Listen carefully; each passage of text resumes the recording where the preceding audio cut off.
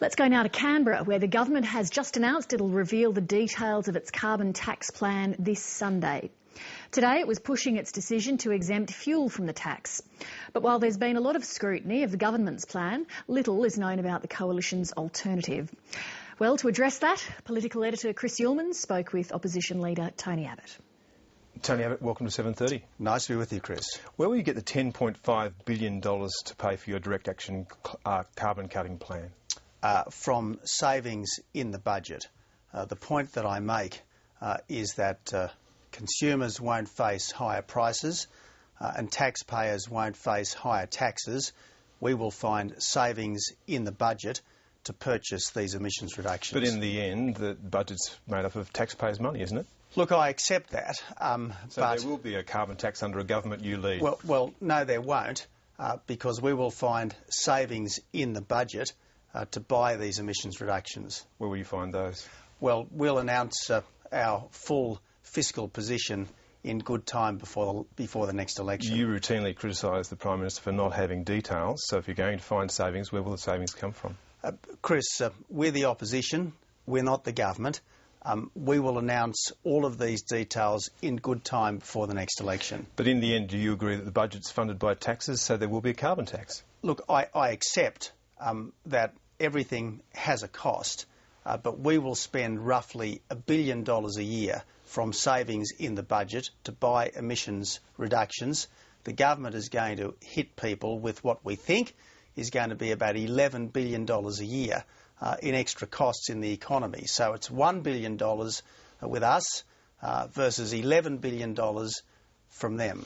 And what happens after 2020? Of course, you have the same target of the government as 5%, but obviously you don't stop in 2020, so what happens beyond that? Well, let's wait and see. 2020 is 9 years away. We'll make our decisions about 2020 at that time. But this isn't a wait-and-see proposition, is it? You either believe that carbon's a problem or you don't, and it doesn't stop in 2020, it continues thereafter. What we've said, Chris, is that we are happy, we want to achieve a 5% reduction. We believe that we can achieve that reduction by our direct action policy. We'll be reviewing things as time goes by. We've said that in 2015 there'll be a review, and we'll announce well before 2020 what we think should happen after that. And will that 5% reduction that you're aiming for get all the things that the Australian people clearly want? Will it look after Kakadu? Will it make sure that the barrier reef is safe? Well, 5% under us will achieve as much as 5% under the government. Which you say is nothing. Well, look, 5% is 5%. And if the government is going to achieve all these good things by a 5% reduction in emissions, well, we'll achieve the same good things. Why would you have a policy that costs $10.5 billion that you would think will achieve nothing? Well, I don't say it will achieve nothing, because one of the good things about our policy, Chris, is that all of the measures that we will fund under our policy, the extra trees, the extra soil carbon, the smart technology to take carbon dioxide from power stations and, amongst other things, create stock feed and biodiesel with it. These are all intrinsically good things. More trees are good, better soil is good, and new products are good. And you're wanting to cut to the amount of brown coal that we use by providing incentives for people to shift to gas? I don't want to close down the Latrobe Valley, and I don't want to destroy Australia's competitive advantage, which cheap energy gives us, but certainly under our policy there is the capacity, if the price is right, to move from brown coal to gas. And the price goes up, though, as you move from brown coal to gas? Well, we would want to ensure that the price to consumers does not significantly increase, and if it does, well, it's probably not something that we would fund. But it does increase for somebody, and that's part of your plan. So it either increases for government or it increases for consumers, so which would it be? Well, as I said, Chris, we're putting aside a substantial amount of money, and we will buy what we believe are cost-effective emissions reductions with that money.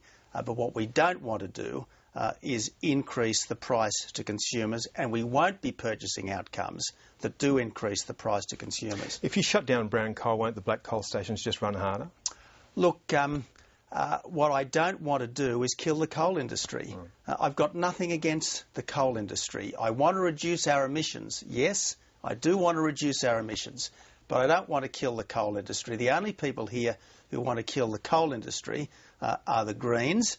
They are upfront about their desire to kill the coal industry, and the government's carbon tax over time is going to have a very drastic impact on the coal industry. Brown coal is the baseline in cheap power that we have, so anything from that is a shift up in cost, and you do want to move from brown coal, that's part of your policy, up to gas, that's a shift of $15 a megawatt hour, so someone has to pay the difference. And as I said, Chris, and I've said it now a couple of times, and I'll keep saying it every time you ask me this question, yes, we want to reduce emissions, but there are all sorts of mechanisms for reducing emissions, and moving from brown coal to gas would help, but it's not the only way to help. And all of the various proposals that come to us, we will run a cost-effectiveness ruler over them, and we'll fund the proposals that are most effective in reducing emissions without increasing prices to consumers. Can you name a single credible economist who believes that your plan will work? I can certainly name a very credible organisation, the Australian Chamber of Commerce and Industry, probably the most reputable economic lobby group in our country, which prefers our plan to that of the government. A single economist? A name? And look, I'm not going to get into this business of our economist is better than your economist, but ACCI, the Australian Chamber of Commerce and Industry, just about the most economically respectable lobby group in the country, prefers our plan to the government. You seemed to suggest the other day that you didn't have time for most economists, so where do you get your economic advice from? I was requesting, respectfully, Chris, I was respectfully requesting the economists of Australia to think again about the merits of a carbon tax, the merits of an emissions trading scheme. Let's face it, this is a very odd market. The non-delivery of an invisible product to no one. This is a market which has been very easily scammed overseas, and I suspect if we ever try to introduce one in Australia, it'll be very readily scammed here too. But just quickly, isn't it possible that if all the economists agree on one thing and you agree on another, that perhaps you're wrong? Well, look, let's ask the people. I mean, that's the whole point, Chris. In the end, I'm a politician, the Prime Minister is a politician, she has her policy, I have my policy. I think the people should have the say. It shouldn't just be economists, it shouldn't just be movie stars, it shouldn't just be celebrities, it should be the people. I'm disappointed that the people weren't able to cast their vote on this at the last election. I'd prefer they cast their vote on this at the next election, but if she's running away from seeking a mandate, let's have the plebiscite. Now, you've made some big claims. You said the cost of petrol will rise. It won't. Well, do you really think that petrol would be excluded had I not been campaigning hard to protect the motorists of Australia from this hit on their cost of living? So you believe now that it won't rise then? Well, I've said, according to the Prime Minister, 22 times that petrol will rise under a carbon tax. You know, in the last election, Chris, I said 15 times, as sure as night follows day, there will be a carbon tax if this government is re-elected. The Prime Minister then said there will be no carbon tax under the government I lead, and now we've got a carbon tax. Her petrol exclusion, Chris, let me finish, I think this is just a fix to get her through the next election, because let's not forget, Bob Brown, the real power in this government, says it's inevitable that there will be a carbon tax on petrol. Do you really put political pragmatism above good policy? I want to achieve the best outcomes for the Australian people, and right now the best outcome for the Australian people is not to have this unnecessary bad carbon tax. But did you say that political pragmatism should triumph over good policy? I think that we've got to be pragmatic. And doesn't that mean that you're putting your interests ahead of the nation's interests?